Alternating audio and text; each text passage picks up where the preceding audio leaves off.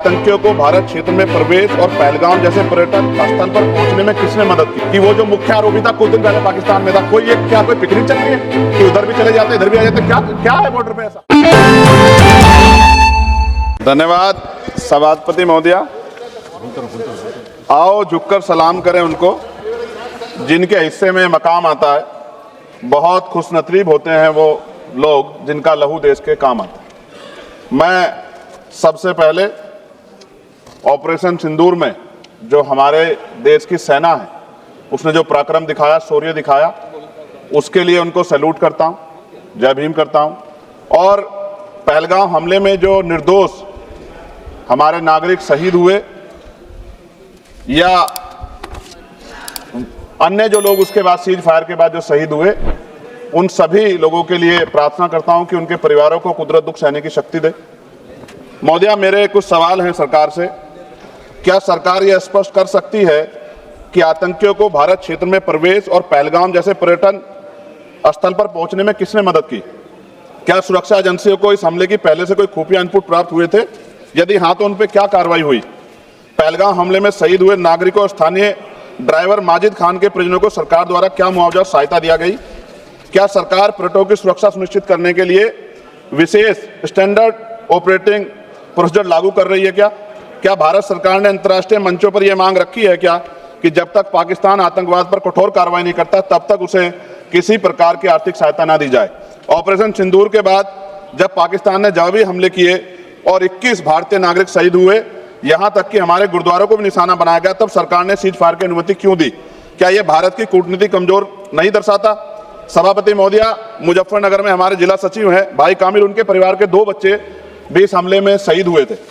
क्या सरकार ये मानती है कि टीआरएफ द्वारा इस हमले में खासतौर पर हिंदू पर्यटकों को निशाना बनाना भारत में सांप्रदायिक द्वेष को बढ़ावा देने का प्रयास था? यदि हाँ, तो इसे रोकने हेतु सरकार ने क्या रणनीति बनाई?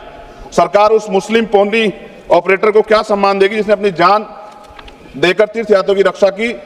क्या उसे शहीद घोषित किया जाएगा? पाकिस्तान को हाल ही में IMF द्वारा $2 अरब से अधिक की सहायता राशि दी गई है। क्या भारत ने औपचारिक रूप से IMF और अन्य वैश्विक संस्थाओं के समक्ष आपत्ति दर्ज कराई है?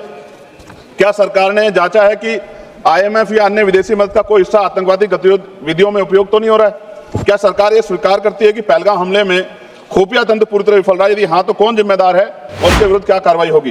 क्या सरकार स्पष्ट कर सकती है इतने भारी सुरक्षा प्रबंधों के बावजूद TRF जैसे आतंकवादी संगठन के सदस्य भारत में प्रवेश कैसे कर जाते हैं? क्या सरकार ये बताएगी पहलगाम जैसे संवेदनशील क्षेत्र में सुरक्षा समीक्षा अंतिम बार कब की गई थी और उसमें क्या कमियां चिन्हित की गई थी?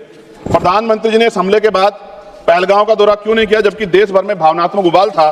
क्या सरकार ने शहीद हुए नागरिकों के परिजनों को आर्थिक मदद व स्थायी सहायता प्रदान की? यदि हाँ, तो उसका विवरण सदन में प्रस्तुत करें।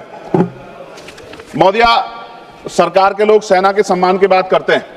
इस घटना के बाद सेना के जवान अमरनाथ यात्रा की ड्यूटी पर जा रहे थे, ऐसी रेल दी गई उनको जिसकी हालत बड़ी खराब थी। सेना के जवानों ने मना कर दिया कि हम इस रेल में नहीं बैठेंगे। 4 दिन बाद बदलनी पड़ी। और सरकार के नेताओं की भाषा देखिए, कर्नल सोफिया कुरैशी के बारे में किस तरह के शब्द यूज किए गए, इन पे भी हमें चिंता करनी चाहिए। देश की सेना के लिए मेरी मांग है महोदया कि सेना और अर्धसैनिक बलों के वेतन को टैक्स मुक्त किया जाए, बैटल ऑफ ऑनर से सम्मानित, क्योंकि ये इस समय ऐसा विषय चल रहा है कि देश की सेना पे हमें गौरव है, गर्व है, लेकिन जिस तरह से आतंकवादी गतिविधियां बढ़ी है, मेरी मांग है कि बैटल ऑफ ऑनर से सम्मानित चमार रेजिमेंट को बहाल किया जाए, गुजर रेजिमेंट, मेहतर रेजिमेंट, यादव रेजिमेंट बनाए जाए, क्योंकि देश का जो किसान का मेरा उसके अंदर देश का जो गांव में रहने वाला जो व्यक्ति है उसके अंदर देश प्रेम का जज्बा बहुत जबरदस्त है। अगर इनको मौका मिलेगा तो शायद पाकिस्तान छोड़िए, चाइना की हिम्मत भी नहीं होगी कि हमारे देश की तरफ आंख उठा के देख ले। महोदया, बाबा साहब अम्बेडकर कहते थे हम प्रथम और अंत्य भारतीय हैं। भारत की आन पे जब आंच आती है तो जिस तरह इस बार प्रदर्शन हुआ, एकजुट रहा देश, सारा विपक्ष हो पक्ष हो सब एकजुट रहे, ऐसे हमें एकजुट रहना चाहिए। अगर हम एकजुट रहेंगे तभी हम आतंकवादियों से लड़ पाएंगे। महोदया, 1965, 71, 1999 के युद्ध में किसी भी अरब देश ने पाकिस्तान का साथ नहीं दिया था, लेकिन आज एक भी अरब कंट्री हमारे फेवर में नहीं खड़ी। क्या हमें अपनी फॉरेन पॉलिसी पर नहीं सोचना चाहिए कि ऐसा क्या हो गया कि हमारी राजनीतिक जो भारतीय की लोकल राजनीति है, इसके चक्कर में क्या हमारी फॉरेन पॉलिसी या हमारे मित्रों को के मन में पीड़ा तो नहीं पहुंच रही है? पाकिस्तान ने कहा और आपने मान लिया, और आपने सीज फायर का आज रक्षा मंत्री जी को मैंने सुना, उन्होंने कहा कि महाराज हाथ जोड़ते हैं छोड़ो, उन्होंने कहा और आपने मान लिया लेकिन फिर उसके बाद 10 तारीख को दोबारा से जो है ड्रोन उड़े और 15 लोग शहीद हुए, 43 लोग घायल हुए।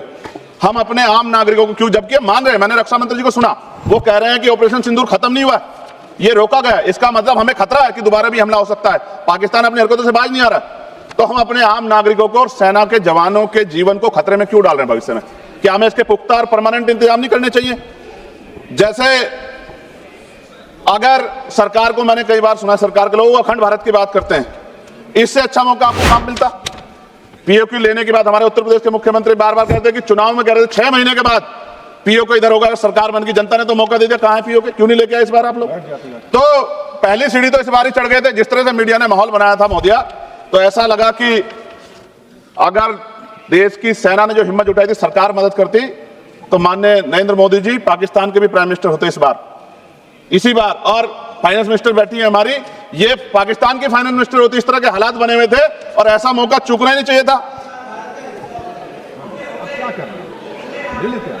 ले लेते, इससे अच्छा मौका किसे कैसे मिलता? पूरा देश एकजुट था। मोदी, मैं खत्म करूंगा, पूरा देश एकजुट था, इससे अच्छा मौका कहां था? लेकिन अब अमेरिका में बैठ के कोई देश के फैसले कर ले तो देश की गरिमा पे, संप्रभुता पे बहुत बड़ा हमला है। इसको हमें समझना चाहिए, हमें समझना चाहिए किसी की हैसियत नहीं है। भारत दुनिया में इकलौता ऐसा देश है जिसका कोई मुकाबला नहीं कर सकता है। यहाँ का 140 करोड़ देशवासी एकजुट खड़ा है और सबको जवाब दे सकता है। मोदी, आज खत्म करते हुए कहूंगा, अमरनाथ की यात्रा आ रही है अगस्त के फर्स्ट वीक में, चल भी रही है, नहीं चल रही। अनुराग भाई, आपको बोलने का मौका नहीं दिया, आप ये नाराजगी मेरे ऊपर मत उतारो, आप लड़ो ना उनसे, आप लड़ो चेयर से, मुझे काहे को करना। खत्म हो रही है अमरनाथ की यात्रा, खत्म होने वाले, सुरक्षा के पुख्ता इंतजाम होने चाहिए और दोबारा ऐसी कोई घटना ना हो। लेकिन अंत में महोदय मैं कहूंगा, आम लोगों की जान भी गई, क्या सरकार ने उन परिवारों को मुआवजा दिया है?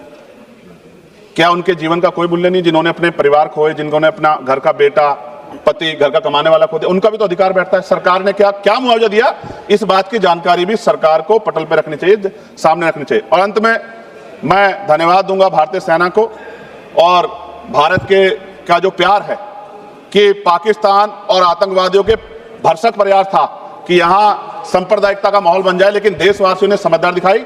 और कश्मीरियों को भी मैं बहुत धन्यवाद देता हूं कि उन्होंने कोशिश की कि किसी भी तरह से कश्मीर के ऊपर जो ये इतना बड़ा इल्जाम लगा, ये इल्जाम में कश्मीरी शामिल ना हो और ऐसे आतंकवादियों पर सख्त कार्रवाई। पता लगा है कि महादेव, ऑपरेशन महादेव हुआ है और यही पता लगा कि वो तीनों आतंकवादी मारे गए हैं। लेकिन मैंने अखबार में ये भी पढ़ा था कि वो जो मुख्य आरोपी था कुछ दिन पहले पाकिस्तान में था। कोई कोई पिकनिक चल रही है कि उधर भी चले जाते, इधर भी आ जाते? क्या है बॉर्डर पे ऐसा?